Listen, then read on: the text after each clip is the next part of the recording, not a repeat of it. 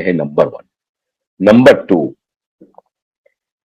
क्या ईरान युद्ध को एस्केलेट करेगा, और अगर एस्केलेट करेगा तो किस किस की मदद मांगेगा।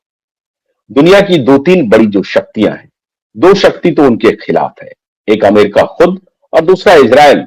पॉपुलेशन के हिसाब से नहीं, लेकिन सामरिक दृष्टिकोण से बहुत ताकतवर देश है इजराइल। 1 करोड़ की भी आबादी नहीं है, 10 मिलियन की भी आबादी नहीं है, और वो 1 करोड़ की आबादी वाला देश नाक में दम कर रखा है समूचे इस्लामिक देशों को, समूचे इस्लामिक देशों, और किसी के सामने वो झुकता नहीं, ना झुक रहा है, अपनी तकनीक के बल पे और अपने सामरिक शक्ति के बल पे। तो वो भी बहुत बड़े शक्तिशाली देश में से एक है। अब रही बात जो 3 बड़े पावर सेंटर्स हैं, उसमें रसिया, चाइना और भारत। इसके अलावा यूरोपियन यूनियन, इंग्लैंड तो समझिए उनके साथ खड़ा है, क्योंकि MI6 तो उस पूरे ऑपरेशन में शामिल था, जो इंग्लैंड की खुफिया एजेंसी है। मोसाद के साथ खड़ी थी, FBI और CIA के साथ खड़ी थी। तो इंग्लैंड तो समझिए उस तरफ ही है। और दूसरा, यूरोपियन यूनियन क्या करेगा। यूरोपियन यूनियन भी मोटे तौर पर इस मामले में, ईरान के मामले में अमेरिका के खिलाफ नहीं जाएगा। अब आती है बात चाइना और रसिया की और भारत की। चाइना को सबसे अधिक नुकसान हो रहा है अगर ईरान नुकसान में जाता है तो। 30% पेट्रोलियम पदार्थ का इंपोर्ट चाइना ईरान से करता है। अकेले पेट्रोलियम का जो प्रोडक्शन है उसका 30% का स्टेक होल्डर ईरान है, और असली लड़ाई ईरान का यही तेल है। वेनेजुएला पर भी ये था, लेकिन वो मुअम्मा चढ़ाते हैं कि इस्लामिक कट्टरपंथ है, ऑर्थोडॉक्स है, सरिया लागू करना चाहते हैं। ये सब अमेरिका का एक मुलम्मा चढ़ाने का एक तरीका है। मतलब नैरेटिव कुछ सेट करना है, जो हमको अटैक करने के लिए कोई लेजिटिमेट बहाना चाहिए, तो वो बहाना बनाते रहते हैं कि सरिया लॉ जो लागू करना चाहती है कौम, उसके खिलाफ हम खड़े हैं। वो लिबर्टी में यकीन नहीं करती, जस्टिस में यकीन नहीं करती, अकाउंटेबिलिटी में यकीन नहीं करती, वो सरिया लागू करना चाहती है। तो ऐसे कौम के खिलाफ हम हैं। लेकिन मामला ये सिर्फ दिखाने के लिए है, ये हाथी के दांत है, सिर्फ दिखाने के लिए। असली कहानी है ये 30% तेल के भंडार पर कब्जा करना। और अगर तेल के भंडार पर, ईरान के तेल के भंडार पर अमेरिका ने कब्जा कर लिया, तो ये मान के चलिए उससे सबसे अधिक नुकसान चाइना को होगा। लेकिन चाइना फूक फूक करके कदम उठा रहा है। अभी चाइना वेनेजुएला से भी खरीद रहा था तेल, लेकिन चाइना फूक फूक करके कदम उठा रहा है। रसिया हो सकता है चाइना को तेल दे। रसिया और चाइना को डिमॉन के रूप में अमेरिका खड़ा करता है कि ये दोनों जो है, एक तो कम्युनिस्ट कंट्री है, और रसिया भी जो है मोटे तौर पर कम्युनिस्ट कंट्री ही है, ओलिगार्क है वहां पर, वहां भी तानाशाही है, और पुतिन एक तानाशाह है। तो इन दोनों देशों के खिलाफ भी उनको एक आइडियोलॉजिकल नैरेटिव उन्होंने क्रिएट करके रखा है। किसने? डोनाल्ड ट्रंप और अमेरिका ने। डोनाल्ड ट्रंप ही नहीं, अमेरिका चाहे लिबरल हो, चाहे रिपब्लिकन हो, डेमोक्रेट हो और रिपब्लिकन हो, दोनों की जो जियो पॉलिटिक्स होती है, इंटरनेशनल डिप्लोमेसी है, उसमें स्टैंड एक ही होता है, क्योंकि प्रेसिडेंट जो वहां के पपेट होते हैं, जो खेल करता है वहां का डीप स्टेट करता है।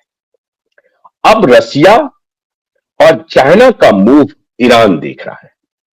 जिस तरह से ईरान में न्यूक्लियर टेस्ट के ऊपर अभी तक नहीं आ रहा है कि ईरान एक न्यूक्लियर शक्ति था, न्यूक्लियर टेस्ट करना चाहता था, न्यूक्लियर पावर बनना चाहता था ईरान, लेकिन शायद बन नहीं पाया।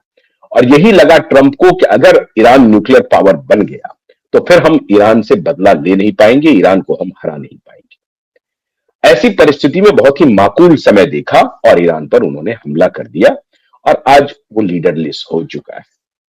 सवाल है कि पुतिन जो बयान दिए हैं कि ये सोवरेंटी के ऊपर हमला है, पुतिन क्या एडवांस होगा ईरान के तरफ? क्या चाइना एडवांस होगा ईरान की तरफ? होगा नहीं, हो रहा है। रसिया अपने वॉरशिप को भेज रहा है। आपको याद होगा अभी कुछ दिन पहले साउथ अफ्रीका में रसिया और चाइना का वॉरशिप ज्वाइंट ऑपरेशन कर रहा था, वहां ईरान का वॉरशिप पहुंच गया साउथ अफ्रीका के ओशन में, और उस ओशन में ईरान का भी वॉरशिप मौजूद था।